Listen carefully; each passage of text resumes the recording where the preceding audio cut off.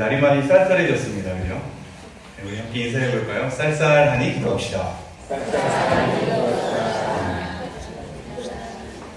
앞뒤로 보시면서 우리 함께 기도하는 우리 지체들을 함께 바라보며 오늘도 마음을 모아서 기도했으면 좋겠습니다. 네, 오늘 말씀 한번 보도록 하겠습니다. 오늘 말씀은 마가복음 2장입니다. 마가복음 2장 18절부터 22절까지 말씀 내용 잘 헤아려 주시면 감사하겠습니다.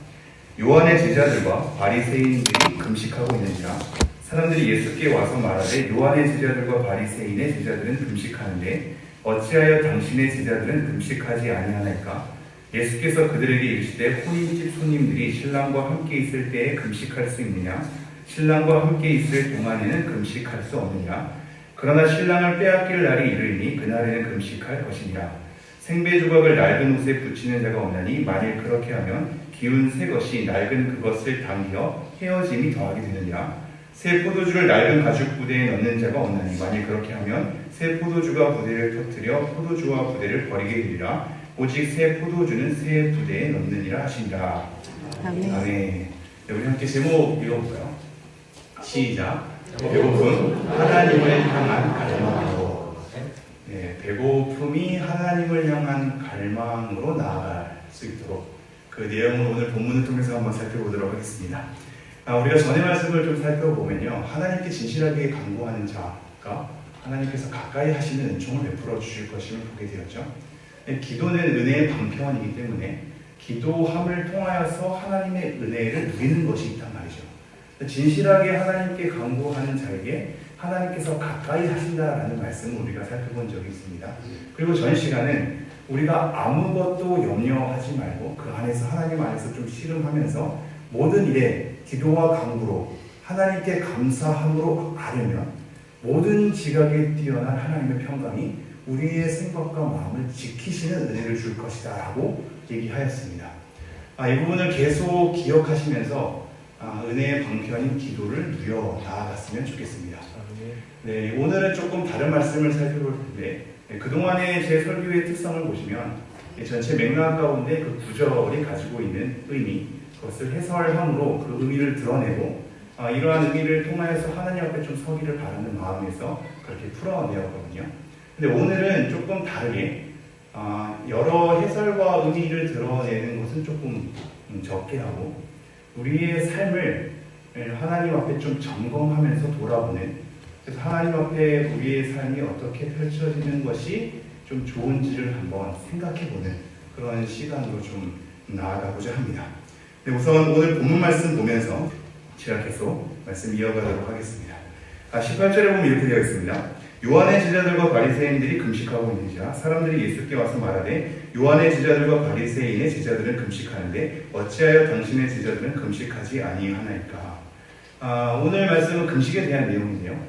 이 금식에 대한 내용이 나오는 맥락이 중요합니다. 이 마태복음, 마가복음, 누가복음 모든 거에 이 동일한 본문이 실려 있고 동일한 본문의 앞에는 이 마태 레위를 부르는 것에 대한 부르심이 있습니다.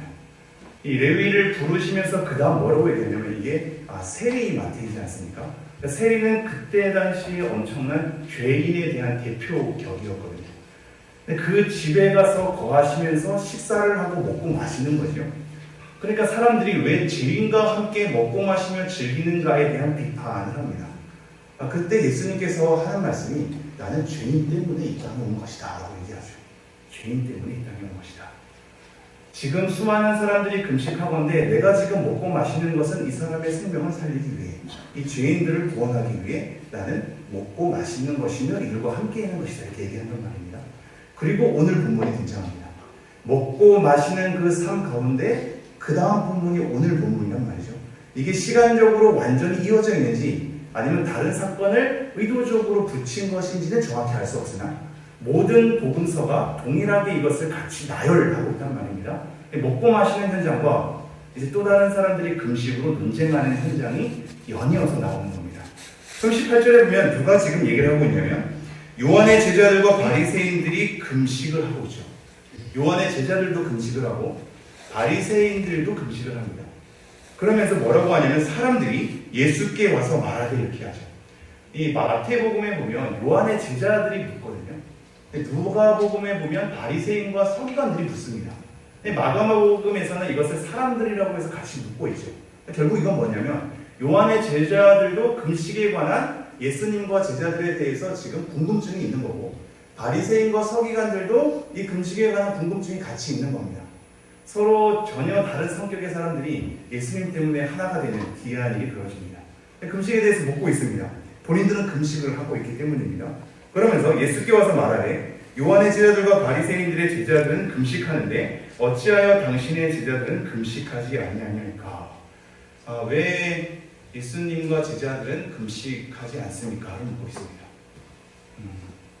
이 바리새인들은 사실 금식을 굉장히 많이 했거든요. 누가복음 18장에 보면 일주일에 2번씩 저는 금식합니다 이렇게 기도하지 않습니까?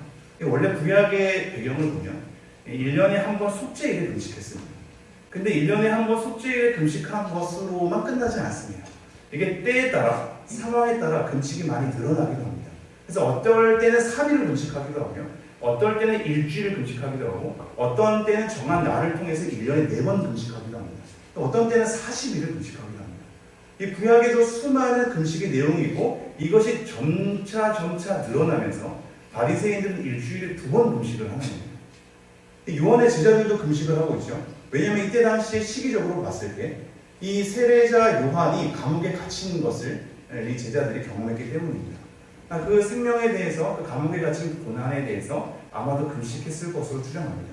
그러나 이들의 무리 자체가 사실 금욕적인 무리라, 세례 요한 자체가 금욕적인 사람이라 이 금욕적인 생활 가운데 금식을 자주 했을 가능성이 있단 말이죠. 그래서 마태복음에서는 이들이 자주 금식했다는 표현이 나옵니다. 자주 금식합니다. 그런데 예수님은 금식을 안 하는 겁니다.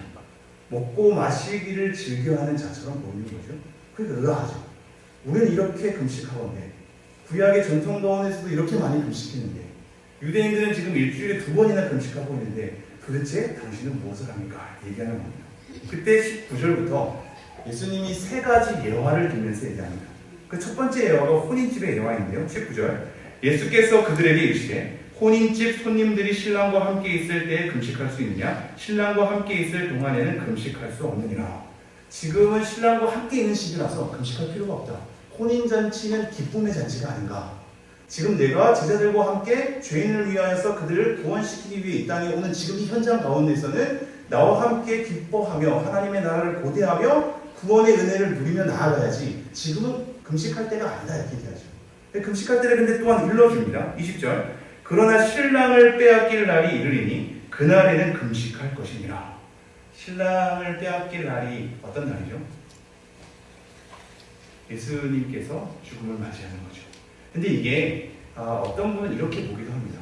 사실 죽고 나서 부활하기까지는 3일이잖아요. 좀 더 넉넉하게 잡아서 십자가의 고난까지도 다 생각을 해본다고 해도 며칠이 안 된단 말이에요.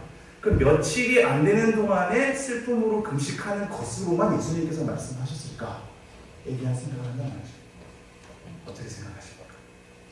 그 며칠 금식하는 것을 금식하는 시기라고만 얘기하시는 걸까요? 그래서 어떤 자는 이 신랑이라는 표현에 굉장히 의미를 두거든요. 이 신랑이라는 표현은 이때 등장하고 대부분 예수님의 재림 때 등장합니다. 그렇다면 예수님께서 죽으시고 부활하신 다음에 재림하시기까지의 모든 과정이 사실상 우리가 금식할 수 있는 기간이다라고 보기도 합니다. 이것을 또한 여러 가지로 우리가 좀 헤아려 볼 수 있는데 조금 이따가 다 덧붙여서 설명하기로 하죠. 20절, 그러나 신랑을 빼앗길 날이 이르리니 그날에는 금식할 것이니라. 그러면서 두 번째, 세 번째 예화가 이렇습니다. 21절, 생배 조각을 낡은 옷에 붙이는 자가 없나니. 이 생배 조각은 새 천조각입니다. 이때는 세탁을 하기 전에는 이제 드스나다가 세탁을 하게 되면 이제 팽팽해져가지고 줄어들거든요. 근데 이게 헌 것이랑 새 것이랑 같이 엮어 있으면 세탁을 하고 난 다음에 줄어드니까 낡은 것을 다 끄집어 헤어지게 되는 겁니다.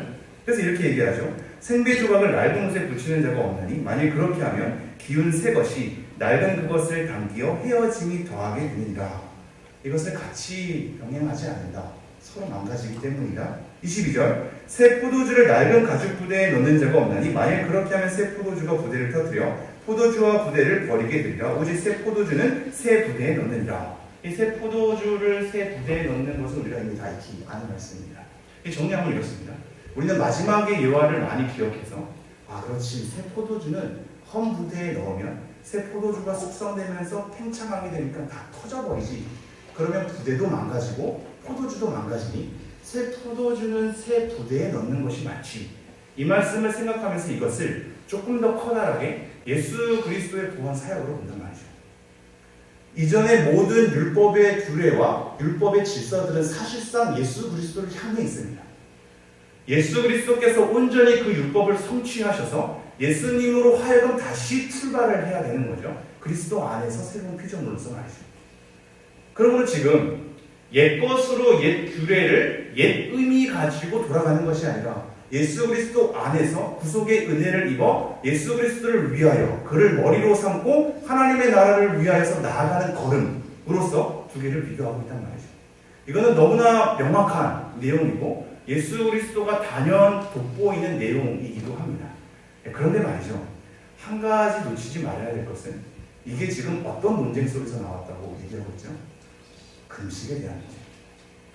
이 본문으로 새 포도주에 대한 예수 그리스도가 우리에게 이루신 구속의 사역에 대한 하나님의 나라에 대한 재림을 기다리기까지의 새로운 그리스도인으로서의 삶에 대한 이 모든 것으로 토대를 놓고 출발하는 내용도 너무나 막거니와 소소하게 다시 맥락을 따라 들어가 보면 금식에 대한 거라는 말이죠. 금식. 그렇다면 이렇게 생각할 수 있죠. 예수 그리스도를 통하여서 구속의 은혜를 입어 예전에 있었던 율법이 온전히 성취되고 그러나 그 율법은 폐기되는 것이 아닌 그리스도 안에서 새롭게 됨으로 우리가 경건의 삶을 살아야 하는데 그렇다면 금식은 해야 되는 것인가 말아야 되는 것인가 를 생각할 수 있게 되죠. 여러분 금식은 해야 됩니까 말아야 됩니까? 해야 됩니까? 구약에서 숱한 하나님의 사람들이 금식했습니다. 다윗도 밧세바를 범하고 난 다음에 이 아기가 죽을 위기에 처해 있을 때 시름을 정폐하죠. 기도한단 말입니다. 에스라도 금식을, 에스더도 금식을 요구하고 느헤미야도 금식을 요구하며 남유다의 선한 왕이 8명 정도로 추정하는데 이 8명이 개혁을 일으킬 때마다 금식을 촉구하고 있습니다.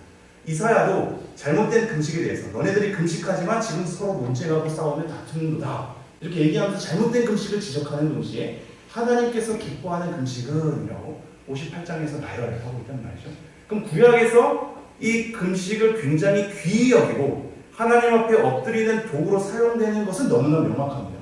그렇다면 예수 그리스도가 오고 나서는 금식에 대해서 강조할까를 살펴본다면 많지는 않습니다. 근데 예수님께서 40일 금식을 하셨죠. 산상수훈에서 너희가 금식할 때라고 하면서 가르침을 주고 있습니다. 너희가 금식할 때라고 하면서 가르침을 준다는 건 금식하라는 얘기입니까? 하지 말라는 얘기입니까? 하라는 얘기죠. 금식할 때 이렇게 하라라고 요구하고 있단 말입니다. 이 많은 금식의 현장들이 신약에는 많이 기록되어 있지 않지만 소소하게 기록되어 있단 말이죠. 그렇다면 우리 이렇게 생각할 수 있죠. 예수님의 가르침과 예수님의 금식은 그때 당시의 금식은 아직까지 십자가의 죽으심과 부활하심을 이루기 전의 내용이라서 그때까지는 해야 되는 것이다 라고 의구심을 던질 수 있죠. 근데 사도행전에서도 금식은 나타납니다. 바울과 바나바를 세울 때 금식하며 세웁니다. 교회가 어떤 소식을 듣고 하나님 앞에 중요한 결정을 할 때 금식하거든요. 그러므로 지금 예수 그리스도의 구속의 사역이 이루어진 다음에도 성경은 금식에 대해서 얘기를 하고 있단 말이죠. 그렇다면 방향과 내용의 문제입니다. 옛 율법이 폐기되는 것이 아니라 율법을 성취하신 예수 그리스도께서 그 모든 율법의 내용들을 우리를 율법주의로 몰아가지 않고 자기 의를 세우는 것으로 몰아가지 않고 그것을 행해야 우리가 구원을 받는 것으로 몰아가지 않고 오로지 우리의 구원은 오로지 우리의 죄가 사해지는 것은 예수 그리스도로 말미암아 되는 것인데 이 율법의 성취가 예수 그리스도 안에서 이루어졌으니 이제 우리는 새로운 그리스도인으로서 하나님을 위하여 사는 존재로 경건의 토대를 율법의 내용으로 사용할 수 있는 사람들이죠. 그래서 로마서 14장에 보면 교회 안에서 수많은 형제들이 서로 비판을 하게 되는데 서로 비판하지 말라 그럽니다. 약한 자들을 받으라 라고 얘기하면서 어떤 사람들은 이 날을 주를 위하여서 중히 여기고 어떤 사람은 이것을 먹는 것을 주를 위하여서 귀히 여기고 어떤 사람은 먹지 않는 것을 주를 위하여서 먹지 않으니 너네끼리 비판하고 다투지 마라. 하나님을 위한 것이라면 예수 그리스도를 위한 것이냐면 하나님의 나라를 위한 것이라면 재림을 기다리면서 하나님을 위해서 우리의 지체를 하나님께 의의 무기로 드리는 것에 대한 내용이라면 그리스도 안에서 그것은 합당하다라고 볼 수 있단 말이죠. 그러므로 우리가 현대 금식을 하게 되는 모든 행위가, 모든 삶이 우리의 의를 채우려 하거나 신앙의 성숙도의 정도를 판단하려 하거나 누구를 올가매려 하거나 이것이 경건한 사람이라고 잘못된 율법에 갈래를 두거나 이러한 모든 것으로 잘못 시행된다면 금식을 안 하는 것이 낫겠죠.